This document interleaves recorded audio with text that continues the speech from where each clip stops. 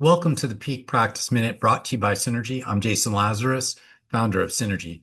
This minute features David Casey III of Casey Gerry and I discussing the importance of mission and what we collectively all do to help the injured and their families.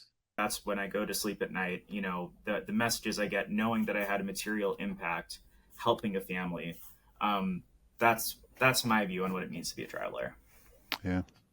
Great thoughts. That's such a great point. And I wish that our clients that work with us got to see our teams, what the posts are about successes, because every time there's a success, it gets posted on our teams. And everybody talks about what that means as it relates to our mission, which is helping injured parties and their families to protect the net recovery. And every month when we do our all hands, we go through a couple of cases and talk about what happened to the plaintiff, how we're helping, just so that the team understands the importance of what we have the privilege and opportunity and get to do, which is help people in what we do. David Casey just talked about the importance of mission and helping people.